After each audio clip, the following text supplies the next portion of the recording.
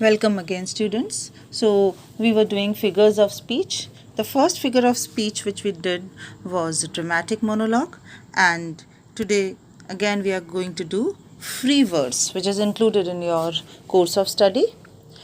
If you remember, we have done blank verse in first year, and just for a revision, what was blank verse? Blank verse was a type of poem which did not contain a fixed rhyme scheme. Again, blank verse is a type of poem which is devoid of a fixed rhyme scheme, but it consists of lines of iambic pentameter. Iambic pentameter means a line which consists of 10 syllables. So there is internal music in the poem blank verse, but it lacks external music of proper rhyme. And here in third year we have free verse. So what is a free verse? Free verse is a type of poem which does not have rhyme scheme like the blank verse, but it does not have any regular meter also or rhythm also. So the poem free verse, as the name suggests, it is free from the foundations of rhyme scheme. It is free from the limits of regular meter or rhythm, and it is very near to the natural rhythm of normal everyday day-to-day speech, but still it is a verse. Notice the word verse, verse. It can be compared to the regular everyday day-to-day speech, but still it is a poem. Why it is a poem? Why it is a verse? Because it has got literary beauties. There can be comparisons in it. It does not consist of regular sentences of prose.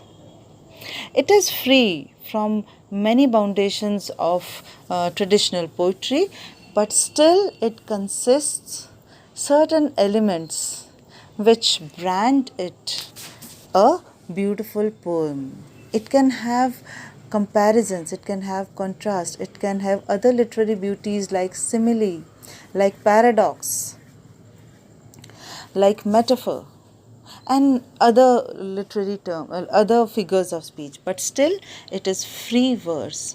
The poet is free to express his thoughts and emotions in a free manner, devoid of the foundation of rhythm, devoid of the foundations of regular meter, of rhyme scheme. So, this free verse is a literary device that can be defined as poetry that is free from the limitations of regular meter or rhythm, and it does not rhyme with fixed forms. Such poems are without rhythm and rhyme schemes. They do not follow regular rhyme scheme rules, yet they still provide artistic expression. And what is the artistic expression? As I told you, that they do contain the soul of a poem, though the body of poem may be lacking. External and internal music may be lacking, but the soul of poetry is there. And what is the soul of poetry? Giving pleasure. Words molded into such forms which gives pleasure. It still provides artistic expression. In this way, the poet can give his own shape to a poem. He can express whatever he likes. Because we see that sometimes, in order to put his words, in order to fix his words into the watertight compartments of a regular rhyme scheme, the meaning is lost. But what happens in a free verse? The poet can freely express his thoughts and feelings without feeling bound to thrust such a word which does not suit to the poem, which may sound a purple patch to a poem. So he can mold a poem to his own shape, however he or she desires. However, this type of poem still allows poets to use alliteration, still allows the poet to use cadence, and it still allows to use similes, metaphors, and other figures of speech in order to beautify the language of poem. And he can give certain effects that he considered are suitable for the piece of poem. There are certain features of a free verse, and we have got a lot of examples of free verse in our course of study also. For example, the poem by W.B. Yeats, Preludes. It is a very fine example of free verse. Birches is a poem which is free verse. And let us now discuss certain features of a free verse. Free verse poems have no regular meter or rhythm. As I told you that they are free from the bondages of regular meter, and rhythm. They do not allow a proper rhyme scheme. This is the basic thing. These poems do not have any set rules. The poet goes on and on and on. This type of poem is based on normal pauses and natural rhythmical phrases as compared to the artificial constraints of normal poetry. It is also called vers libre. Vers libre is a French word which means free verse. Verse means VERS, means VERSE of English language, and libre means liberated, free from the foundations of rhythm, rhyme schemes.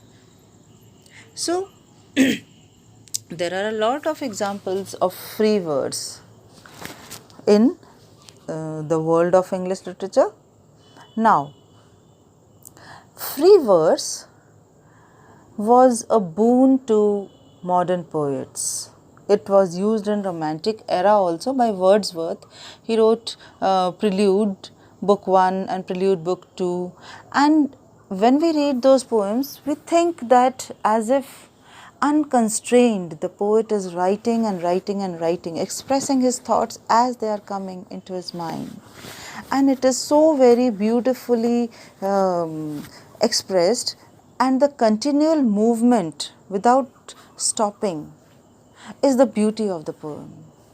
And the modern poets also have used this verse libre in order to freely express their thoughts and emotions. Birches is a beautiful poem where the poet expresses the beauty of a birch tree and the beauty of childhood memories also.